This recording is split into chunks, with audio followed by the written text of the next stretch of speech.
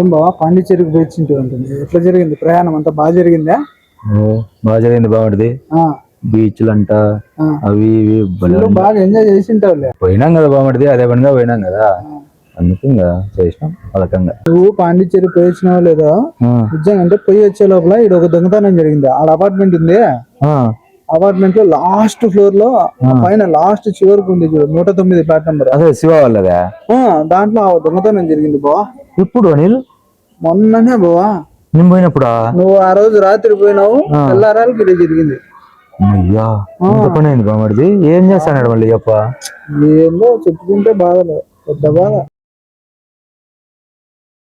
అదే శివ పోతానాడే. నా శివన్న శివన్న నీ గురించి అనుకుంటా అంటే కరెక్ట్ టయానికి వచ్చినాడు. ఏనా ఏమనుకుంటారు నా గురించి? ఇప్పుడే కనపడినాను అంటున్నారు. అదేనా మీ ఇంట్లో దొంగతనం జరిగింది కదా, దాని గురించినే సుబ్బుకు చెప్తాన్నా. నువ్వే చెప్పు, ఇంకెట్లా వచ్చినావు కదా. చెప్పు. ఆ రోజు దొంగోడు వచ్చినప్పుడు నేను ఇంట్లోనే ఉన్నాను. ఏందన్నా నువ్వు ఇంట్లో ఉన్నావా? నువ్వు కరాటే వచ్చు కదా, నీకు బ్లాక్ బెల్ట్ అంటాను. నేను కరాటేలో బ్లాక్ బెల్ట్ ఏనా? నేను లోపలికి పోయి డ్రెస్ వేసుకుని 5 minutes ప్రాక్టీస్ చేసిన. బయటకు వచ్చి చూస్తే వాడు దొంగోడు దొరికినటువన్నీ తప్పిపోయినా అన్న. బుల్లే ఉన్నావు శివ నువ్వు. వాడు దొంగోడు నీ కోసమని కాసుకొని ఉంటాడా? అన్ని చేతికి దొరికినవన్నీ ఎత్తుకుపోయి ఉంటాడు. నువ్వు ఇంకా 2 పీక్కోకుండా వాడిని వదిలేసినావు. అనిల్, కరాటీ నేర్చుకున్నాక కరాటీలో రూల్స్ ఫాలో కాల. ప్రాక్టీస్ లేని ఏది చేయకూడదు. మీకు తెలిస్తే కదా కరాటే గురించి. అప్ప బొల్లే చెప్పినాడు.